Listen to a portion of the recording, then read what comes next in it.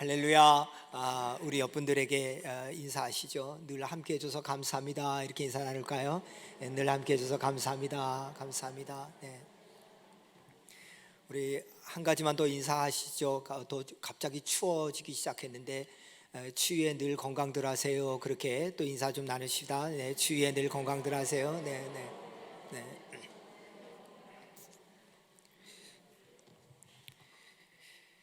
어떤 모이는 자리에서 한 분이 들어오면서 크게 이렇게 소리쳤다 그럽니다. 정치인들은 다 거지 같은 놈들이야. 그러니까 어떤 분이 정색을 하면서 당신 그 말 취소하라고. 그러니까 그렇게 말했던 분이 움찔하면서 당신 정치인이냐고 그랬더니 아니 나 거지라고 그렇게 얘기했다 그럽니다. 그러니까 거지도 정치인과 비교당하는 것이 싫었던 모양입니다.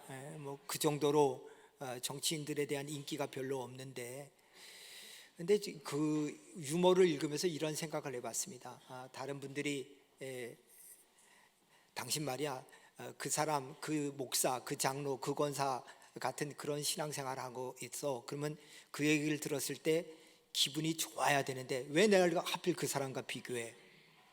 여러분, 그렇게 말한다면은 이건 좀 심각한 문제 아니겠습니까? 나를 그분과 비교하다니 너무 감사해. 내가 그 정도의 사람이 아닌데 어떻게 그분과 견주어서 얘기를 해? 이러면 너무 복된 사람인데 하필 비교를 해도 그 사람이야. 이러면 여러분, 이거는 좀 문제가 있는 것 아니겠습니까?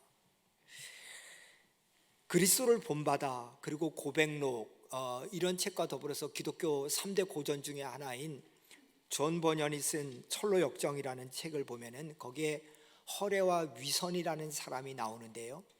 이 철로역정이라는 말이 말 그대로 필그림이잖아요. 그러니까 순례자들이잖아요. 천국까지 가는 길인데 이 허례와 위선이라는 사람이 천국길로 가는 여정을 가는데 이들은 늘 쉬운 길, 넓은 길을 택하고 사는 사람들이었습니다. 왜 그러냐면은 예수를 믿는다고 그러지만은 그들은 정말로 예수님을 만나는, 인격적으로 만나는 경험도 없었고 내 죄를 하나님 앞에 회개하는 회개의 경험도 없었기 때문에 그들은 예수를 믿는다 그러지만은 끊임없이 자기 중심적인 삶으로 선택하는 그런 사람들이었습니다.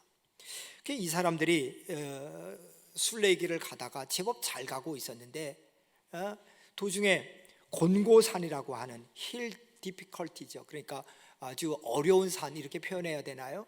그 곤고산을 만나게 되었을 때 그들은 갈등하게 됩니다. 근데 옆에 보니까 넓은 길과 쉬운 길이 있거든요. 근데 그 넓은 길과 쉬운 길의 이름이 뭐냐면 위험과 멸망. 그것이 위험과 멸망이 쉬운 길이었습니다. 그럼에도 불구하고 이 허례와 위선이라는 사람은 저 길이 넓고 편해 보이니까 위험과 멸망이라는 길을 택했습니다. 가는데 길도 넓고 쉽고 너무너무 좋았습니다. 근데 조금 가다 보니까 가시덤불이 무성하고 좀 더 가다 보니까 계곡에 골짜기들이 있고 그러다가 나중에는 그들이 더 이상 길을 가지 못하고 포기하고 끝내버렸다는, 그래서 멸망으로 넘어졌다는 그런 내용입니다.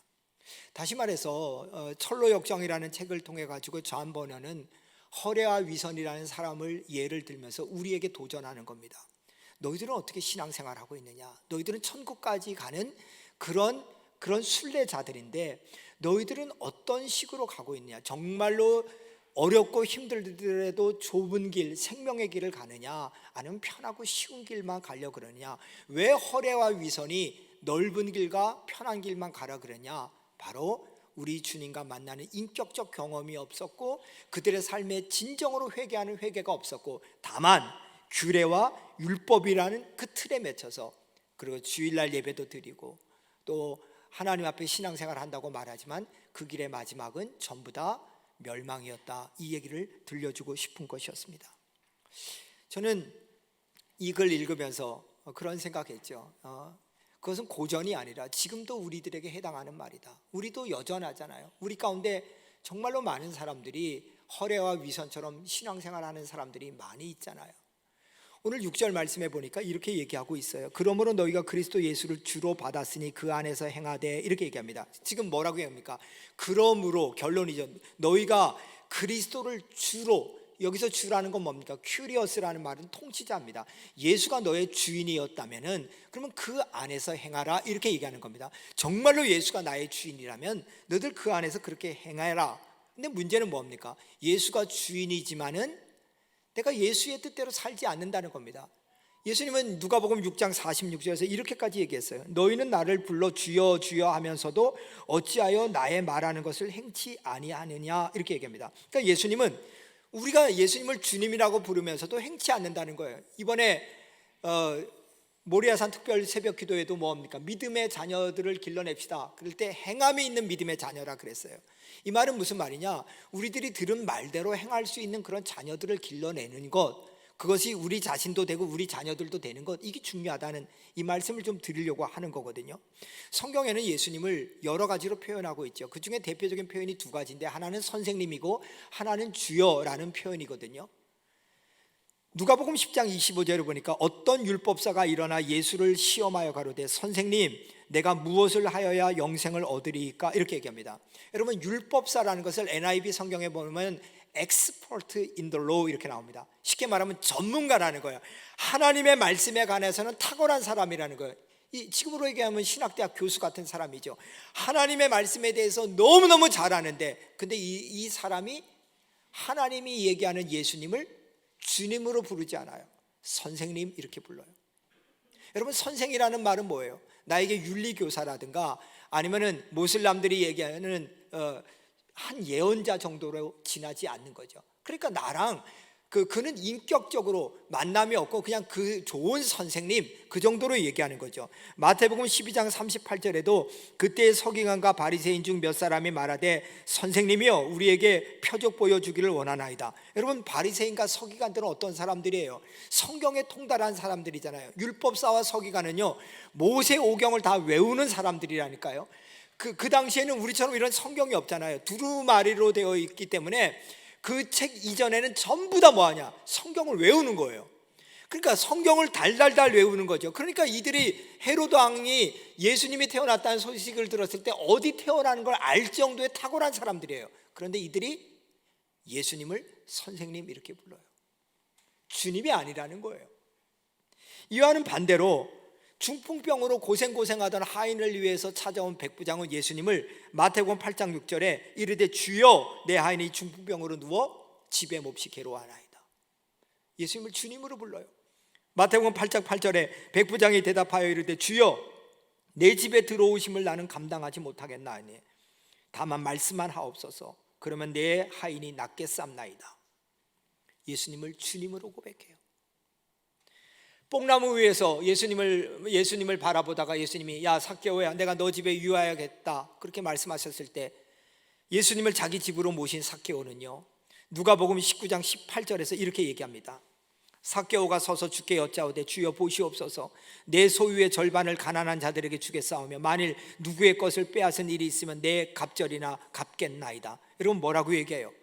주여 보시옵소서. 삭개오가 뭐라 그래요? 예수님 당신은 나의 선생님이 아니라 이제는 내 주인입니다. 그러니까 내가 주인이 기뻐하는 삶을 위해서 내 재산의 절반이라도 가난한 자를 위해서 내가 남의 걸 훔쳤으면 율법은 2배라 그러지만 나는 4배로 철저하게 갚으면서 내 삶을 주님이 기뻐하는 삶의 방향으로 드리겠습니다. 이게 주님을 고백하는 자의 고백이에요. 그러니까 오늘 여러분과 저도 이 질문 앞에 쓰는 거예요. 여러분에게 예수님은 윤리교사하고 아주 훌륭한 예언자인 그런 선생님이십니까? 아니면 여러분의 삶의 모든 것, 여러분을 주관하시는 주님이십니까? 이걸 대답해야 돼요. 현대 기독교의 가장 큰 맹점은 뭐냐? 예수님을 나의 구원자로는 얘기하는데 주님으로 얘기하잖아요. 이 말은 무슨 말이냐면 내가 죽은 다음에 천국에 데려줄 분으로는 고백을 하는데 내 삶의 주인으로 인정을 하지 않는다니까요. 그러니까 엄밀한 의미에서 예수님은 나의 주인이 아니죠. 예수님 나의 좋은 선생님은 되지만 내 삶의 주관자는 아니죠. 이런 사람들은 뭐 하는 겁니까? 끝내 예수를 배반하잖아요. 예수님 당시에 예수님을 따르던 수많은 무리들이 전부 다 예수님을 얼마나 따랐습니까? 근데 예수님이 십자가에 달려 돌아가실 때 다 도망가요. 오히려 예수님을 십자가에 죽이라고 소리쳐서 그렇게 예수님을 핍박하던 자들이 무리들 아니에요. 여러분은 어떤 분입니까? 예수님이 여러분들에게 주님이십니까? 선생님이십니까? 여러분 무리입니까? 제자입니까? 오늘 이 질문 앞에 답을 해야 되는 거죠. 만약에 여러분들이 정말로 철로 역정에서 얘기했던 허례와 위선처럼 그렇게 허례허식적으로 위선적으로 그렇게 예수 믿는다면 그 마지막은 전부 다 순례의 길에서 끝까지 완주하지 못하는 멸망으로 끝나버리고 만다는 것입니다. 오늘 바울은 예수를 주로 받은 사람들은 정말로 다르게 살아야 된다, 그렇게 얘기하면서 우리들에게 세 가지를 제시하고 있습니다. 제일 첫 번째로, 예수를 주로 받은 사람은 예수 안에 뿌리를 박아야 합니다 라고 얘기하고 있습니다. 오늘 보면 6절에서 7절 전반부 말씀을 우리 함께 읽읍시다. 시작. 그러므로 너희가 그리스도 예수를 주로 받았으니 그 안에서 행하되 그 안에서 뿌리를 박으며. 여러분, 뿌리를 박는다는 얘기는 뭐죠? 내 존재의 근거를 예수에게 둔다는 거예요. 내 삶의 근거를 예수님께 둔다. 이게 뿌리를 박는 거예요. 여러분, 왜 뿌리를 박는 것이 중요합니까? 내 삶의 모든 토양과 내 모든 근거가 주님으로 말미암는다, 이런 고백이기 때문에 그래요. 여러분, 세계에서 제일 맛있는 생강이 나오는 나라가 어느 나라인지 아십니까? 우리나라라 그럽니다. 우리나라의 생강은 작지만 너무너무 맛있다는 거예요. 그런데 하와이 생강은요, 무지막지하게 큰데요, 맛대가리가 없대요. 그래서 우리나라 사람들이 생각한 거대요. 어떻게 하냐, 맛있는 생강인 우리나라를 하와이에다가 심으면 크고 맛있는 거가 되겠다, 그렇게 해서 심었다는 거예요. 근데 웬걸요? 잘 자라지도 않고 맛도 없더라는 겁니다. 그래서 하와이 생강을 한국에다 심었더니 작고 맛없는 것이 되더라는 겁니다. 뭔 차이죠? 토양의 차이죠. 땅이 다르니까 그렇게 나올 수밖에 없더라는 겁니다. 제가 재수할 때 학원을 다녔는데 그 재수학원의 선생님이 이런 얘기를 하더라고요. 당신이 결혼했는데 당신네 집에서는 무슨 국을 끓이든지 고추장으로 끓였대요. 근데 결혼한 아내의 집은 무슨 국을 끓이든지 된장으로 끓였다는 거예요. 그 고추장과 된장이 만났는데 너무너무 힘들었다는 거예요. 아우, 제발 좀 고추장으로 찌개를 끓여줘. 그래도 늘 된장으로 나오더라는 거예요. 결국은 나중에 된장에 익숙해졌다고 하더라고요. 아내를 이길 사람이 어디 있냐 그러면서 얘기하는 거예요. 왜 힘들었냐? 토양이 다르기 때문에. 여러분, 그렇죠. 30년 동안 이쪽 집안에서 자란 사람과 30년 동안 저쪽 집안에서 자란 사람이 만나서 결혼을 했을 때 토양이 다른데요, 그것이 하나 되기 위해서 얼마나 힘들겠습니까? 여러분, 토양이라는 것이 이렇게 힘든 건데 우리들의 삶의 토양이 정말로 예수님께 뿌리를 박느냐? 뿌리라는 건 두 가지 기능이 있잖아요. 하나는 뭐 하는 거예요? 내가 거기서 내려서 그 자양분을 가지면서 성장하느냐? 그 기능이잖아요. 만약에 여러분들이 예수라는 그분에게 뿌리를 받고 그리고 그분을 통해서 자양분을 받고 그분을 통해서 성장하게 되면은 여러분 어떤 일이 벌어지냐? 예레미야 17장 7절 8절에 보니까 그러나 무릇 여호와를 의지하며 여호와를 의뢰하는 그 사람은 복을 받을 것이라. 그는 물가에 심기운 나무가 그 뿌리를 강변에 뻗치고 더위가 올라오더라도 두려워하지 아니하며 그 잎이 청정하며 가무는 해에도 걱정이 없고 결실이 그치지 아니함 같으리라. 여러분, 여호와께 뿌리를 두잖아요. 하나님을 의지하잖아요. 그러면 여러분들이 강가에 심기운 그 나무처럼 그 뿌리가 그 수액을 그대로 끌어들여서 가무는 날에도 마르지 않고 늘 무성한 하나님의 사람, 결실 맺는 사람, 이런 사람이 된다는 거예요. 그렇기 때문에 어디에 뿌리를 두냐가 너무너무 중요해요. 더 나가서 뿌리는 뭐 합니까? 요동하지 않게 해요. 뿌리를 딱 받고 있으면 뭐예요? 흔들리지 않아요. 유혹이 오더라도, 우리의 삶에 시련이 오더라도 이겨나갈 수 있어요. 그래서 바울은요, 그의 모토가 뭐예요? In Christ, 그리스도 예수 안에. 여러분, 골로새서도 그렇고 빌립보서도 그렇고 에베소도 그렇고 다 보세요. 전부 다 그리스도 예수 안에, 그리스도 예수 안에 그래요. 심지어 빌립보서 3장 7절에서 9절에 이렇게 얘기해요. 그러나 무엇이든지 내게 유익하던 것을 내가 그리스도를 위하여 다 해로 여길 뿐더러 또한 모든 것을 해로 여김은 내 주 그리스도 예수를 아는 지식이 가장 고상하기 때문이라. 내가 그를 위하여 모든 것을 잃어버리고 배설물로 여김은 그리스도를 얻고 그 안에서 발견되려 함이니.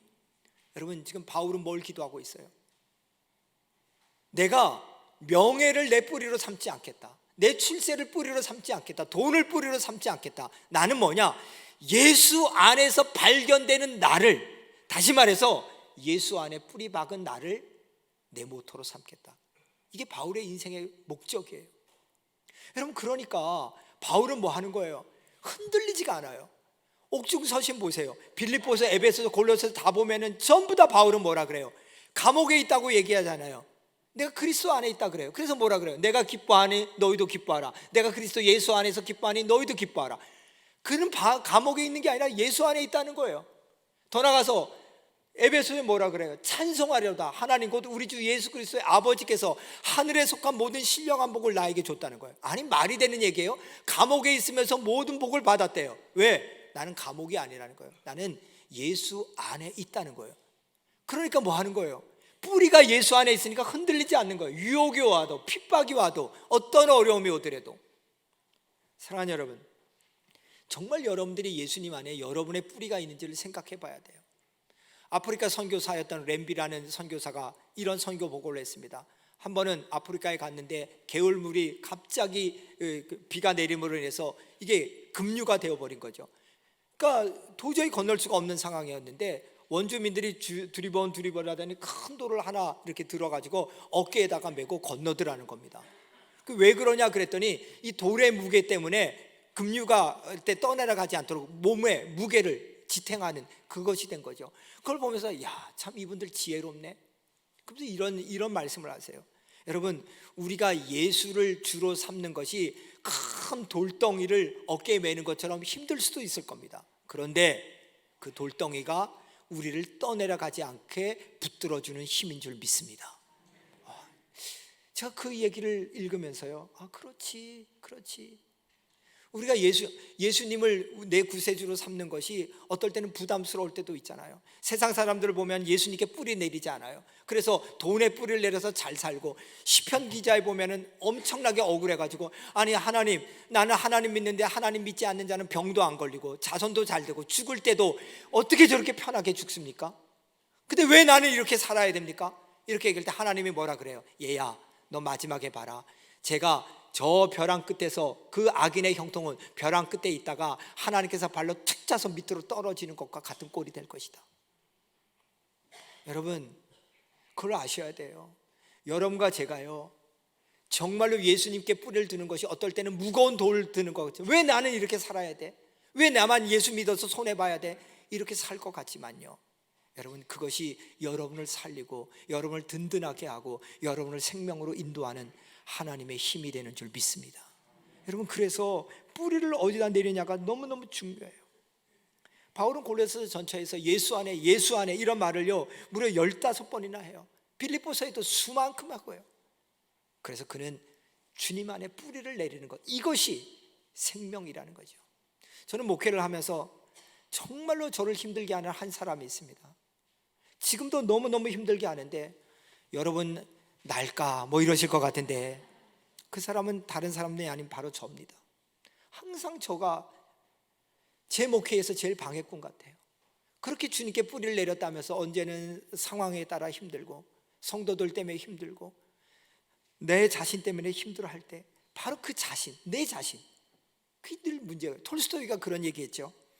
모든 사람들이 인간이 변화되어야 한다는 것을 생각하고 있으나 정작 자신이 변화되어야 한다고 생각하지 않는다. 여러분, 그래서 우리가 가지고 있는 자존심, 내가 가지고 있는 생각, 내가 가지고 있는 경험, 내가 가지고 있는 지식들, 이것이 뭡니까? 항상 나를 방해해요. 교회의 주인이 예수님이라면서요, 예수님이 머리라면서요, 그분이 우리의 뿌리라면서요, 여러분의 주인이 예수님이라면서요. 근데 예수님이 여러분 한 명을 핸들링하지 못하게 해요. 왜 그러죠? 우리가 예수님께 뿌리 박지 않으니까.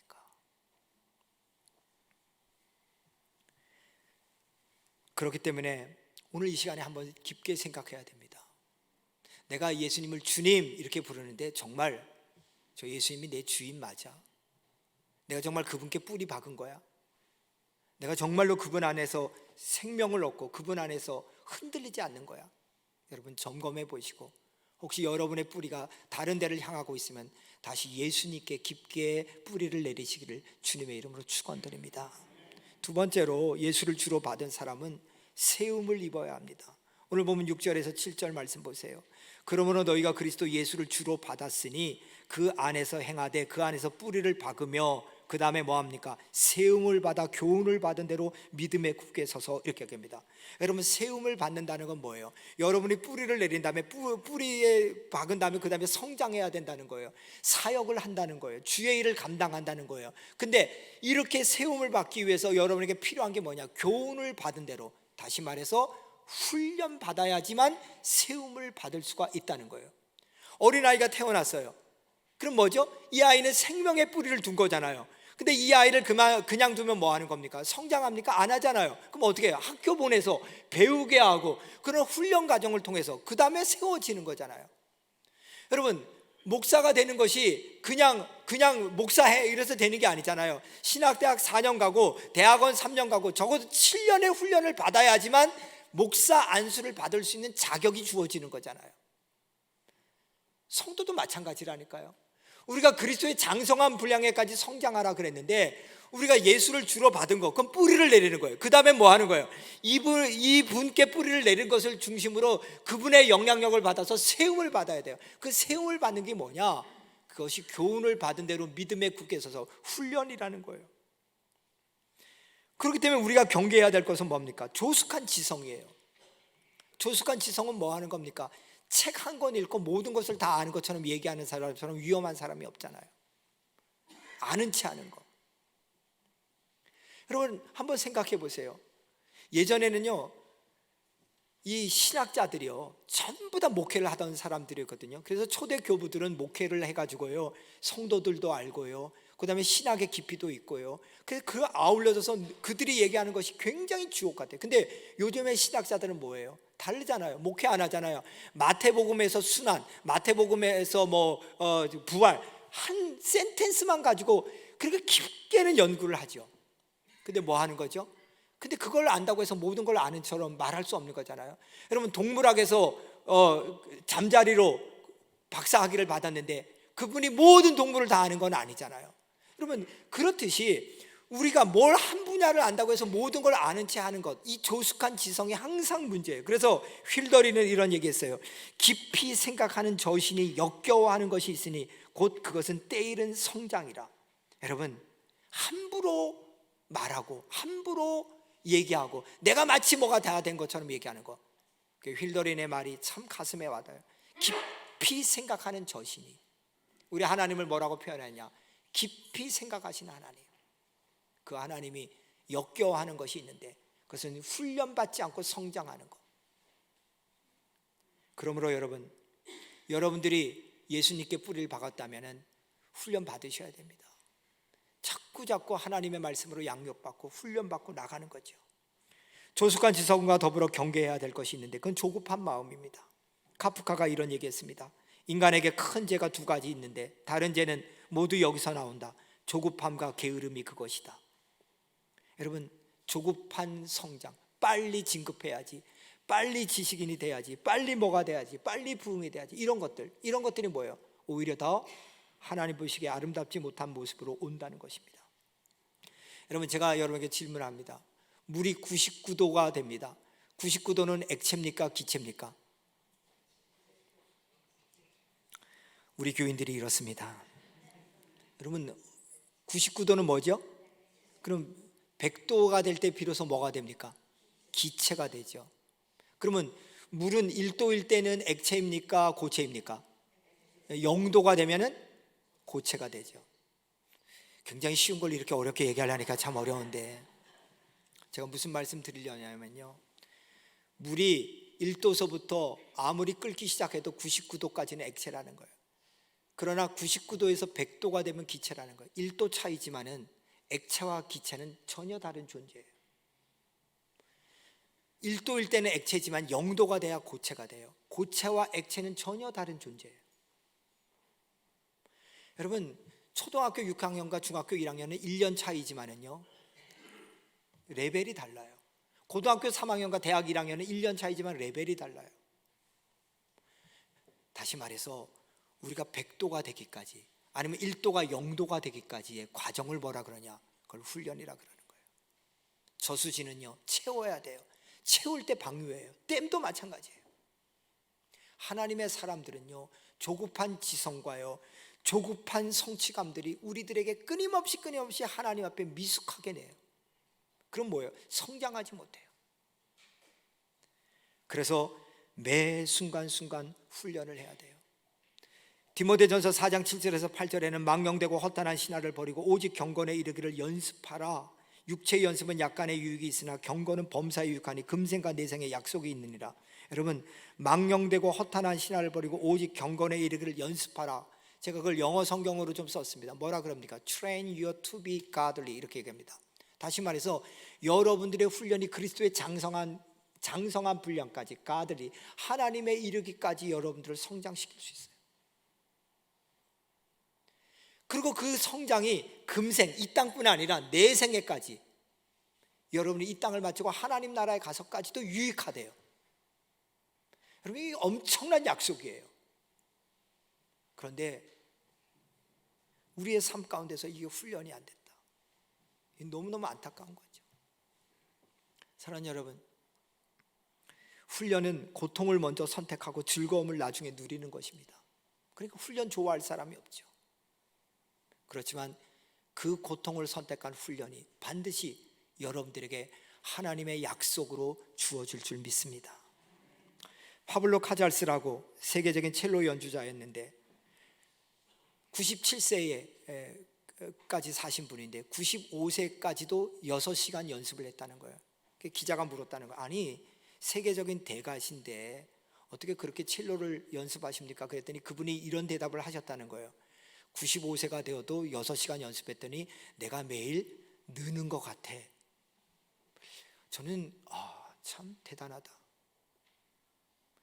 저도 이제 목사 안수 받고 31년째 목회를 하는데요, 제가 설교를 하면 할수록 더 하나님의 뜻을 깊이 전하는가? 아니면 퇴보하는가? 그런 생각을 해요. 여러분, 믿음의 진보를 가져와야 하잖아요.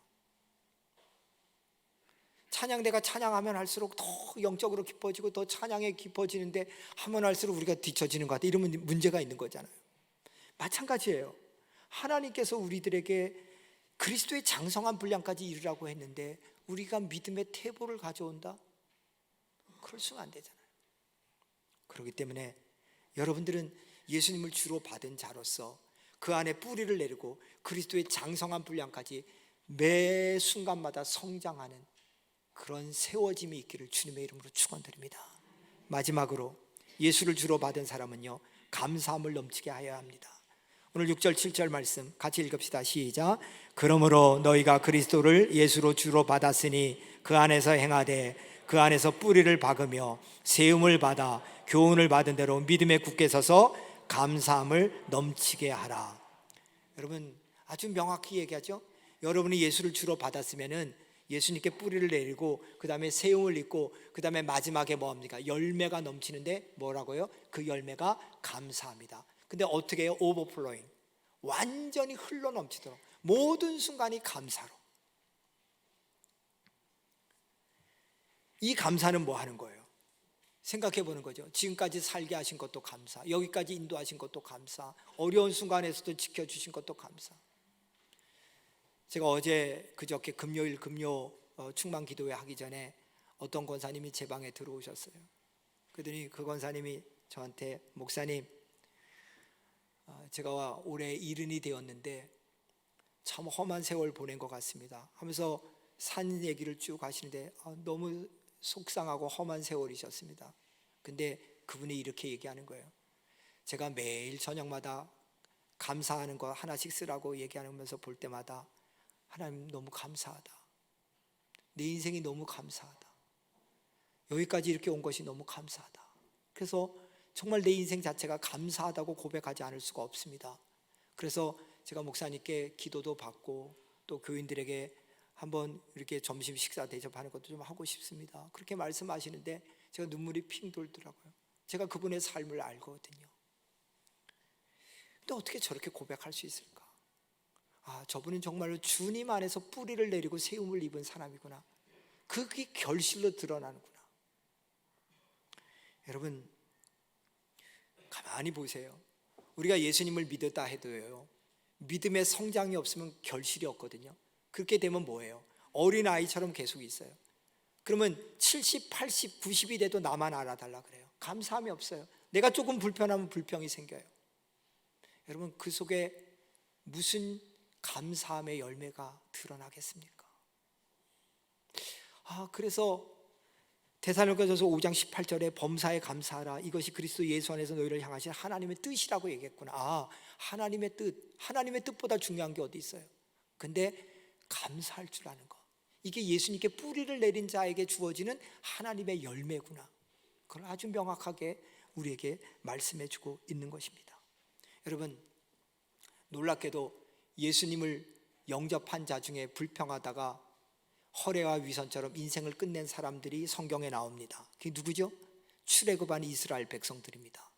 출애굽한 이스라엘 백성들은 구원시켜줬는데도 감사하지 않고, 물이 없다, 물이 쓰다, 먹을 것이 없다, 정력이 약해졌다, 고기가 없다, 계속 그렇게 불평불만하다가 하나님께서 그럽니다. 야, 알았어, 니네들이 말하는 거 내 귀에 들린 대로 내가 행할게. 너희들이 원망하고 불평한 자들 한 명도 약속의 땅에 들어가지 못해.